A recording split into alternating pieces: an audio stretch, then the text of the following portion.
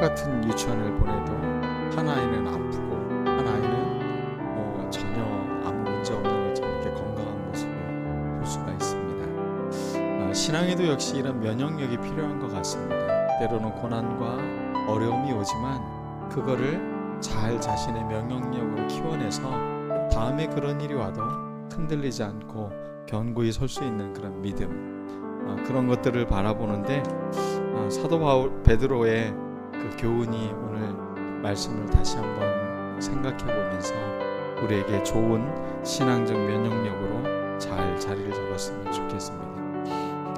괴테라는 유명한 문호가 한 말이 있습니다. 인생은 속도가 아니라 방향이다. 어떤 방향으로 살아가느냐, 얼마큼 빨리 무엇을 이뤄냈냐가 아니라 방향이라는 그 말이 다시 한번 오늘 우리가 좀 주의 깊게 생각해 봤으면 좋겠습니다. 과연 내가 지금 살고 있는 삶이 지금 제대로 된 방향을 갖고 살아가고 있는가? 방향을 잘못 잡으면 때로는 그것이 나에게 어려움이 될 수도 있고 그것이 내게 내 인생에 참 부끄러움이 될 수 있는 기억이 될 수 있기 때문에 그렇습니다. 오늘 말씀은 여러분 모두가 다 잘 알고 있는 말씀입니다. 그래, 기도해야지. 그럼 서로 사랑해야지. 그럼 서로 대접하고 봉사해야지. 이 네 개의 단어는 어찌 보면 교회 안에서 늘 우리가 일상적으로 하는 표현들입니다. 기도하라, 사랑하라, 대접하라, 봉사하라. 여러분 모두가 다 이것들을 잘 알고 또 믿음 생활을 하기 위해서 여러분들이 열심히 최선을 다하고 있는 것일 겁니다. 그런데 이 말씀이 누가 하느냐에 따라서 그 의미는 조금 더 달라질 수가 있습니다. 이 말을 지금 누가 하고 있냐면 베드로가 하고 있습니다. 여러분, 베드로는 기도하면 이 트라우마 같은 기억이 떠오릅니다. 언제였겠습니까? 주님이 마지막 자신의 삶을 마치는 그때에 함께 기도하러 올라가자고 그 겟세마네에 제자들 셋을 데리고서 갔습니다. 베드로는 그날따라 왜 이렇게 피곤한지 주님이 기도하라고 했는데 잠을 자고 있었습니다. 너희 1시간도 깨어서 기도할 수 없느냐? 그러면서 주님이 그들에게 말씀하지만 베드로는 잠을 잡니다. 근데 주님은 나를 위해서가 아니라 네가 시험에 들지 않도록 기도하라 라고 말씀했다는 겁니다. 베드로는 그 시간에 잠을 잤습니다. 그 시간에 깨어있지 못했습니다. 그게 그의 인생에 씻을 수 없는 오점을 남기게 됩니다. 단지 기도하라 라는 말이 그래 기도해야지 라는 게 아닙니다. 우리 인생에 흔들릴 때, 우리의 삶에 위기가 닥칠 때 기도하지 않으면, 잠들어 있으면, 깨어있지 않으면 우리는 똑같은 실수를 반복할 수 있기 때문에 그렇습니다. 사도 베드로는 참 열정적인 사람이었습니다. 주님을 사랑하는데도 첫째가 가려고 늘 그렇게 열심히 쓰던 사람이었습니다. 부활하신 주님이 만났을 때도 다른 사도들이 저 배에서 물고기를 153마리를 잡았을 때도 주님이시다라고 말을 할 때 다른 사도들은 배가 도착하기를 기다리고 있어요. 그런데 베드로는 어떻게 합니까? 옷을 주섬주섬 입고서는 물로 뛰어내립니다. 성질도 급하고 뜨거운 사랑도 갖고 있는 사람이었고 열정적인 사람이었습니다.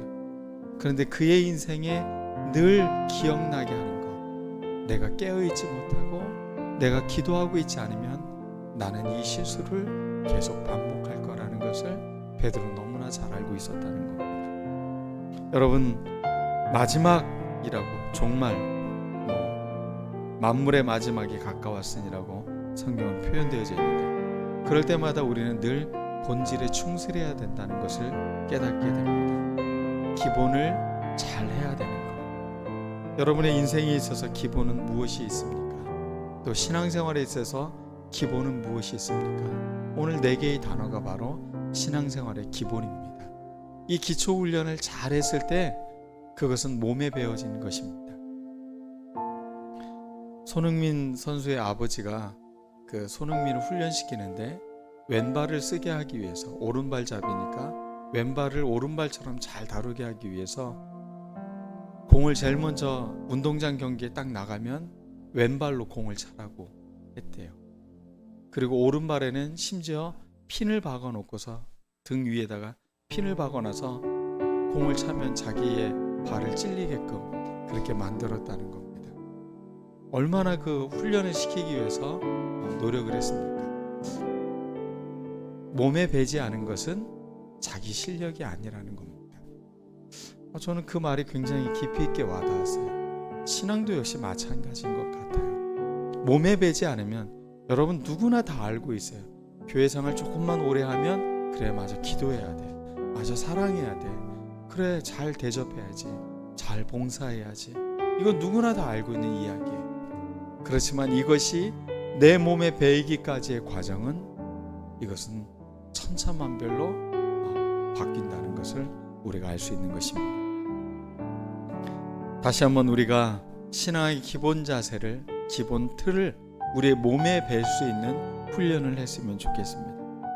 정신을 차리고 근신하여 기도하라. 단지 기도하라는 말이 아니라 두 개의 단어를 첨부하고 있어요. 정신 차리고, 졸지 말라는 겁니다. 본인이 졸기 때문에 잠을 자서 깨어있지 못해서 부끄러웠던 기억을 떠올리면서 너희들 정신 차리고 우리가 기도해야 된다라고 말을 하고 있는 것입니다. 근데 저는 조는 것보다 더 위험한 게 무엇인가 이렇게 생각을 해보면 저한테는 오히려 마음을 빼앗기는 것 같아요. 걱정이 많거나 지금 내가 해야 될 일이 많으면 기도의 자리를 가지 않더라고요. 자꾸 그 근심과 걱정에 빠져가지고 빨리 지금 해야 할 문제에 거기에만 올인하고 있는 제 모습을 너무 많이 보았기 때문에 그렇습니다. 그런데 그게 저의 부끄러움이고 그게 제 삶의 어려움이라는 것을 저의 삶을 통해서 너무 많이 경험을 합니다. 다시 한번 우리 정신 차리십시다. 졸지 마십시다. 그리고 여러분 마음을 빼앗기지 않았으면 좋겠습니다. 기도보다도 더 우선시하게 만드는 여러분 마음을 빼앗고 있는 것들을 빨리 내려놓았으면 좋겠습니다. 그래, 기도가 내 인생의 최우선순위지.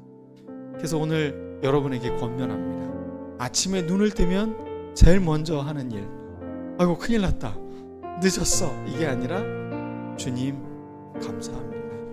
오늘 나에게 놀라운 하루를 선물해 주셨습니다. 하나님 사랑하며 사람들을 섬기고 봉사하며 살게 해주십시오. 그러면서 여러분의 하루를 기도로 시작했으면 좋겠어요. 마음을 빼앗기지 말고 이 졸음에 빠져가지고 있지 말고 그렇게 눈을 뜨면 이렇게 내가 기도로 오늘 하루를 시작하고 깨어있는 그런 우리들 모두가 되었으면 좋겠습니다. 두 번째, 그 기도하라는데 단어는 보니까 근심하라는 단어가 또 붙어 있습니다. 근신이라는 단어를 영어 성경을 보니까 self control이라고 되어져 있더라고요. 자기를 조정하라는 겁니다. 기도는 뭐와 관련되어져 있다고요? 자기를 조정하는 것과 관련되어져 있다는 겁니다. 근신한다는 게 어디에 이렇게 우리 근신하라고 학교에서 많이 이런 얘기 들은 것처럼 그런 의미가 아니라, 근신이라는 건 자기를 잘 통제할 수 있는 힘. 그래서 늘 기도의 자리를 놓치지 않도록 자기를 조절하는 겁니다. 여러분, 기도는 쉬운 것 같지만 사실은 굉장히 어렵기도 합니다. 그리고 기도는 행복한 시간인 것 같지만 때로는 굉장히 고통스러운 순간이기도 합니다.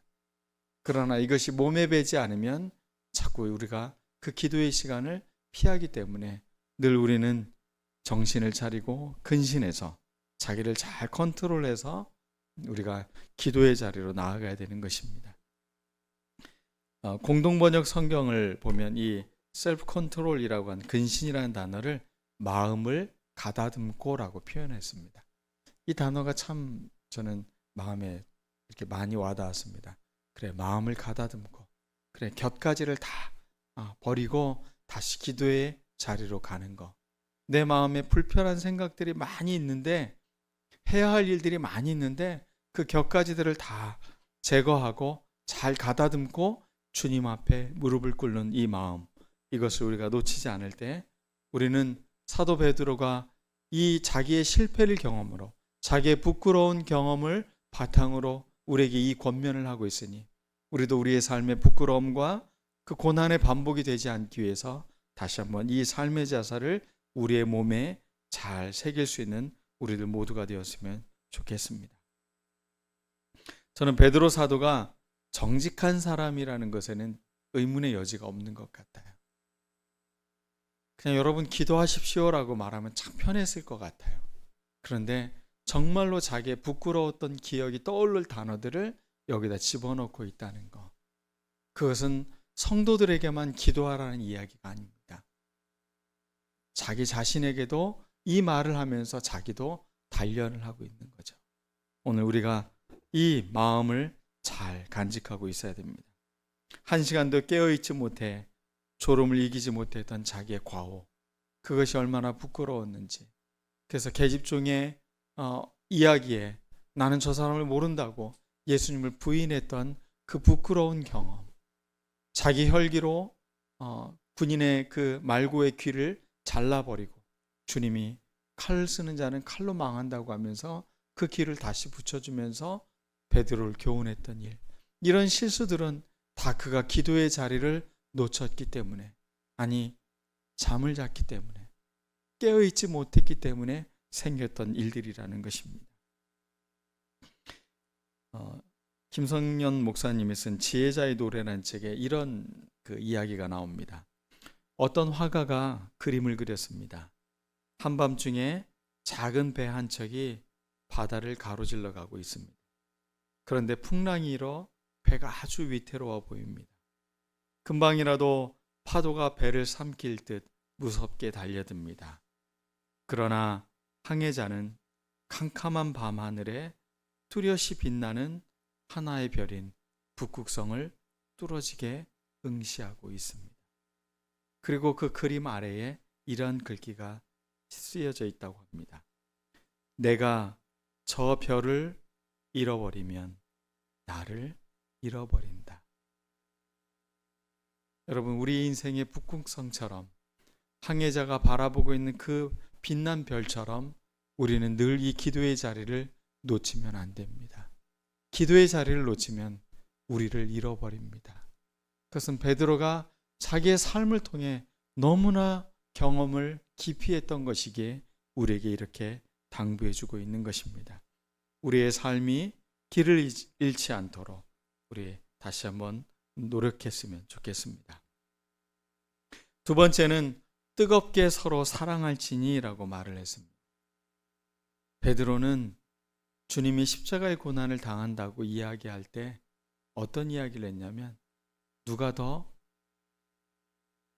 첫째인지, 누가 더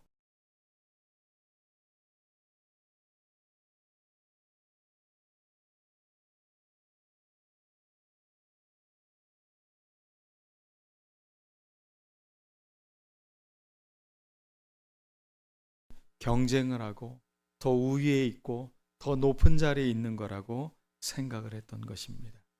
그런 사도 베드로가 다시 한번 이야기합니다. 무엇보다도 뜨겁게 서로 사랑하라. 경쟁하지 말라. 서로 다르다고 비판하지 말라. 우리는 지금 해야 할 일이 바로 뜨겁게 서로를 사랑할 때라는 것입니다. 인생을 살면서 후회되는 것은 내 감정에 취해서 행동했을 때고, 어떻게 보면 더 사랑해주지 못했을 때가 인생의 큰 후회로 남는 것 같아요. 오래 살지는 않았지만 아이들 어렸을 때, 또 아내와 또 어려운 일이 있었을 때, 그때마다 부끄러웠던 경험들은 더 사랑하지 못했을 때, 왜 그때 더 참지 못하고 사랑하는 마음으로 더 가까이 다가가지 못했을까? 늘 이것은 후회로 남는 것 같아요. 여러분, 뜨겁게 사랑하면 후회할 일이 없어지는 겁니다. 여러분 옆에 있는 지체들, 나의 가족만이 아니라 우리 희망교회 지체들, 또 여러분들의 자녀, 또 여러분 주변에 있는 사람들, 이 사랑하는 마음을 점점 더 키워갔으면 좋겠습니다. 그래서 전에는 사랑할 수 있는 에너지가 한 10%밖에 없었다면 이제 이번 한 주를 보낼 때는 이 사랑하는 마음이 20%, 30% 늘어났으면 좋겠습니다. 그럼 어떻게 해야 우리의 사랑의 힘이 이렇게 늘어납니까? 아이들 중에서도 이런 아이들이 있어요. 타고난 건지 애들을 잘 챙기고 애들을 잘 사랑하는 애가 있어요. 근데 또 어떤 애는 애들을 자꾸 이렇게 괴롭히고 힘들게 하는 아이가 있어요. 그게 어디서 온다고요? 받은 데서 오는 거예요. 사랑을 충분히 받은 애들은 이게 넉넉해요. 받은 사랑이 있으니까 그것을 친구들한테 나눠주는데도 부족하지가 않아요. 사랑에 넉넉함을 가져야 돼요. 그러기 위해서 우리는 늘 하나님의 사랑 안에 거해야 되는 겁니다. 우리가 하나님 사랑에 충만할 때 우리는 사람들을 사랑한 에너지가 많아지는 겁니다. 20%, 30%, 50% 주님의 사랑을 느끼면 느낄수록 이 사랑의 크기는 점점점 커져가는 것입니다. 무엇보다 우리가 집중해야 될 것은 바로 이 사랑의 크기를 키워내는 것입니다.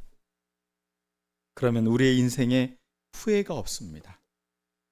여러분 힘들고 어렵습니까? 고통과 아픔 속에 자꾸 신음하게 되십니까? 그때가 우리가 사랑할 때입니다. 원망하거나 실망하는 마음이 들거나 이럴 때 다시 한번 우리의 마음을 모으고 다시 사랑하는 마음을 키울 수 있는 우리가 되어야 되는 것입니다. 여기서 뜨겁게 라는 단어가 어떤 단어냐면 마라톤 선수가 아니면 100m 달리기 하는 선수가 그 조금이라도 앞에 가기 위해서 어떻게 하죠? 그 결승선이 딱 다가오면 가슴을 막 쭉 내밀지 않습니까? 이 뜨겁게 사랑하라는 말이 바로 그 단어입니다. 여러분 마지막 스퍼트를 하듯이 그렇게 여러분 몸을 사랑하라는 몸으로 그렇게 사랑할 수 있는 우리가 되어야 되는 것입니다. 또 사랑은 허다한 죄를 덮는다고 이야기하고 있습니다. 그리스도가 우리에게 보여주셨던 사랑은 용서의 사랑입니다. 너의 모든 죄를 내가 다 용서한다. 그러므로 그리스도의 사랑을 본받은 우리는 자꾸 용서하는 마음이 되어야 되는 겁니다. 근데 마음이 어리면 용서가 잘 안 돼요. 그러나 점점 성숙한 그리스도의 사랑을 닮아가기 시작하면 내가 어른이 돼요. 그래서 상처받았던 때, 아픔을 경험했던 때가 이제는 어른이 돼서 보니까 그 모든 것도 넉넉히 용서할 수 있는 마음이 되는 겁니다.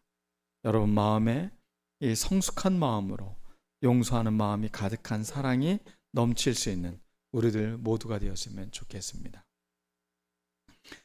사람은 미워하고 살아갈 때는 짐승을 닮는다고 합니다. 그러나 사랑할 때는 하나님의 모습을 닮는다고 합니다.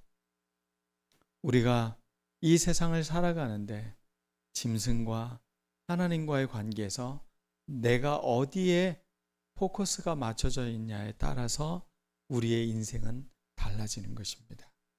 하나님을 향해 눈동자가 맞춰져 있는 사람은 그분의 눈동자로 사람들을 사랑할 수 있고 사람들을 수용할 수 있는 것입니다.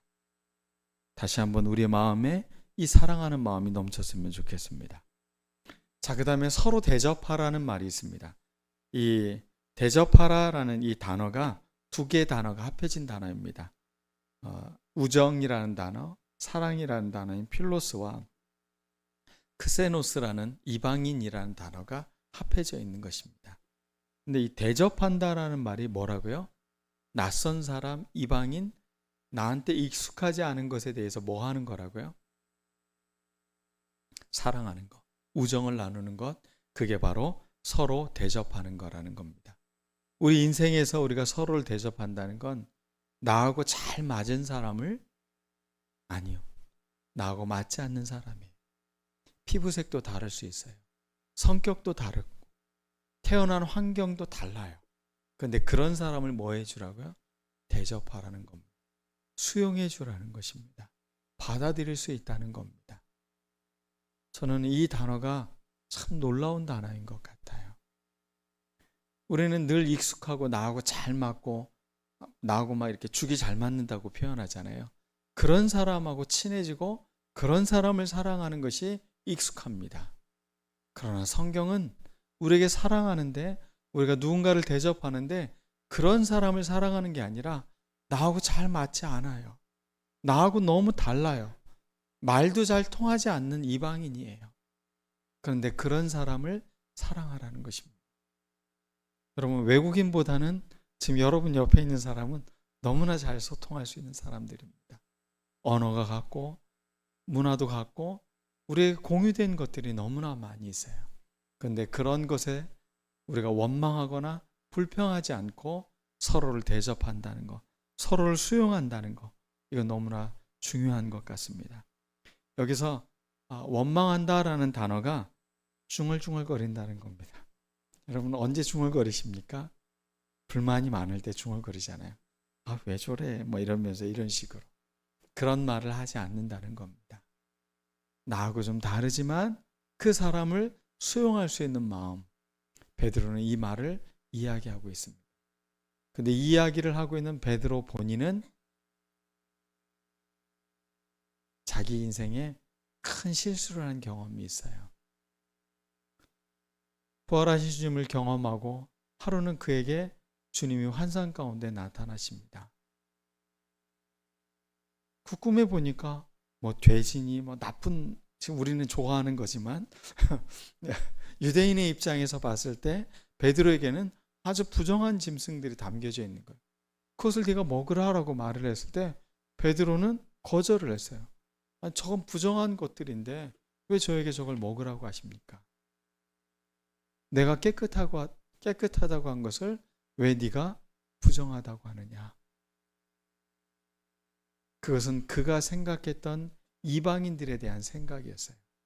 그들은 부정한 사람들, 나와는 다른 사람들이라고 배척했다라는 겁니다. 그런데 그런 그에게 주님께서 나타나셔서 그에게 해주셨던 말씀은 그것들을 함께 하라고 말하고 있는 겁니다. 여러분 인생에 나하고 다르다고 적으로 만들지 마십시오. 나하고 다르다고 해서 그것이 함께 할 수 없는 것이 아니라는 겁니다. 오히려 더 사랑할 수 있고 그 다른 것이 더 우리의 관계를 풍요롭게 할 수 있는 것입니다. 낯선 사람을 그렇게 접하다 보면 사람들과 대인관계 하는데 훨씬 유연해집니다. 아이들에게 정말로 꼭 가르쳐야 될 기술이 있습니다. 특히 요즘 시대에는 더 필요합니다. 요즘 아이들은 뭐에 익숙하냐면 혼자의 시간을 보내는데 익숙합니다. 애들 주면 뭐 합니까? 핸드폰 하나 들고서는 침대에 누워가지고 그걸로 다 해결합니다. 친구 만나지 않아도 돼. 카톡으로 문자 보내고 또 그걸로 게임도 하고 그걸로 유튜브도 보고 이러면서 뭐 공부하는 것도 요즘은 유선생님한테 배우잖아요. 그러니까 아이들한테는 이거 하나면 다 해결이 돼요. 그러면서 아이들이 점점 잃어가는 기술이 있어요. 사람을 대하는 기술을 잃어버리고 있어요. 사람을 대하면서 유연하게 보내야 되는데 사람을 대하면 때로는 불편한 것도 있고 때로는 귀찮은 것도 있어요. 근데 그런 것들을 함께 하면서 관계가 더 깊어져 가는 건데 이런 것들을 가르치질 못하고 있는 거예요. 우리 아이들에게 저는 이 대인관계의 최고들로 좀 만들었으면 좋겠어요. 그건 굉장히 놀라운 리더십이 될 수 있어요. 아이들한테. 그리고 이 시대를 이끌어갈 수 있는 사람들이에요. 그 이유가 무엇이냐면 이러한 기능들이 점점 줄어들고 있는 사회이기 때문에 이런 능력을 갖고 있는 사람은 정말로 매력 있는 사람이 되는 거예요. 희소가치 있는 사람인 거죠.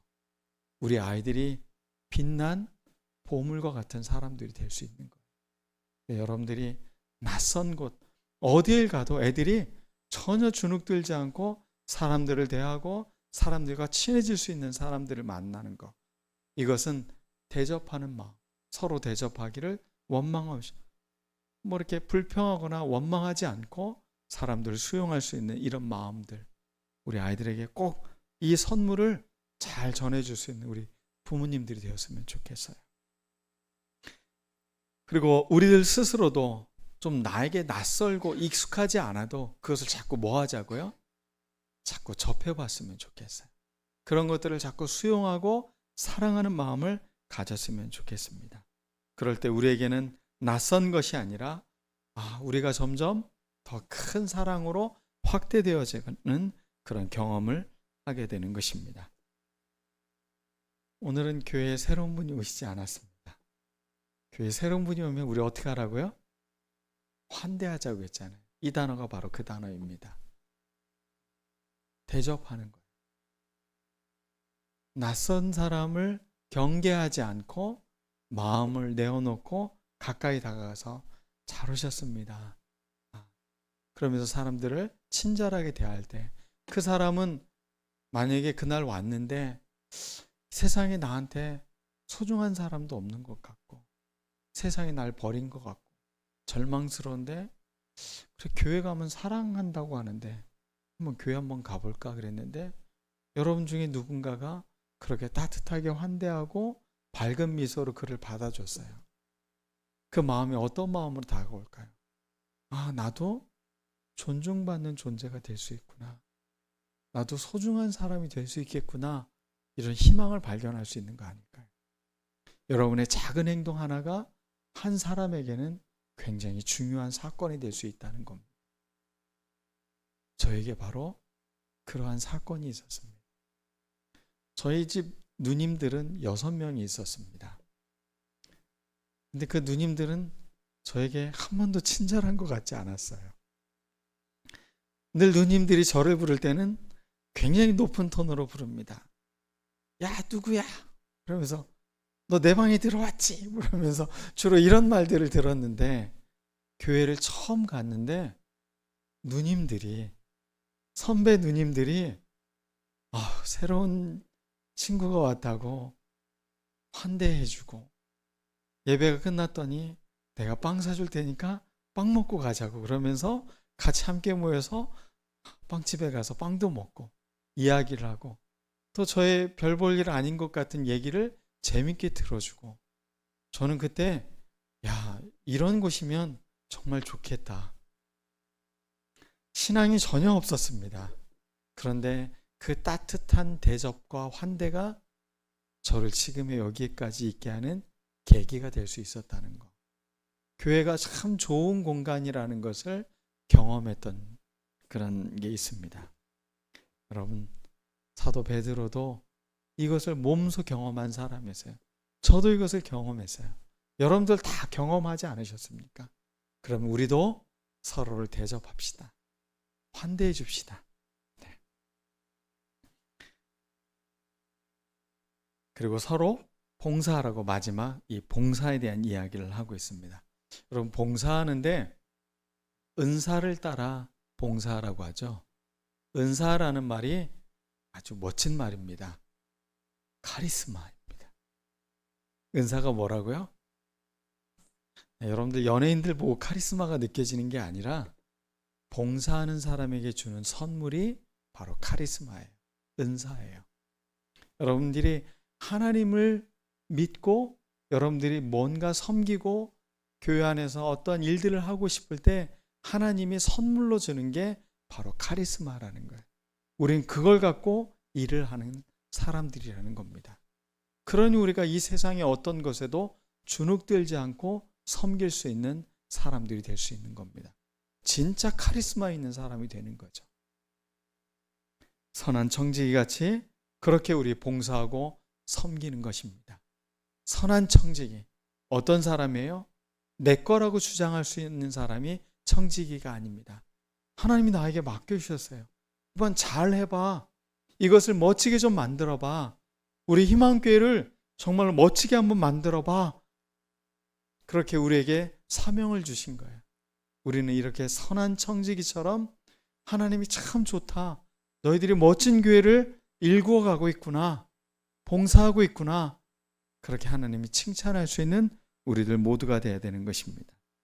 그러기 위해서는 우리의 언어가 바뀌어야 됩니다. 우리가 말하는 게 하나님의 말씀을 하는 것 같이 하고, 두 번째, 봉사하려면 하나님이 공급해 주시는 힘으로 하는 것 같이 하라는 것입니다. 교회 안에서의 모든 일들, 말씀을 전하는 자나 봉사하는 자나 다 하나님의 것으로 하려고 하는 이 마음을 놓치지 말아야 되는 것입니다. 내가 이러이러한 일을 했는데 라고 말하는 것은 온전한 봉사가 아닙니다. 하나님이 공급해 주시는 힘으로, 은혜로, 은사를 받은 대로 우리가 그렇게 사역할 때 우리 안에 늘 놀라운 일들이 일어나는 것입니다. 기도하라, 사랑하라, 대접하라, 봉사하라. 아주 간단한 단어입니다. 오늘 여러분들이 이 4개의 단어를 그냥 오늘 말씀을 들은 어떤 베드로의 이야기가 아니라 내 삶의 경험으로 내 몸에 이게 뿌리가 내리는, 그래서 훈련되어지는 우리들의 삶의 실천이 되어지는 4개의 단어가 되었으면 좋겠습니다. 오늘 말씀을 묵상하면서 우리 같이 기도하겠습니다. 주님,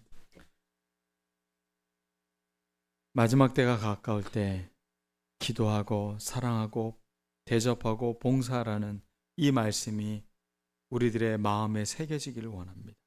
그리고 하나님이 주시는 힘으로 넉넉히 이 일들을 실천하며 하나님 맡겨준 우리 교회를 아름답게 일구어가는 우리들 모두가 되게 해달라고 다 같이 기도하겠습니다.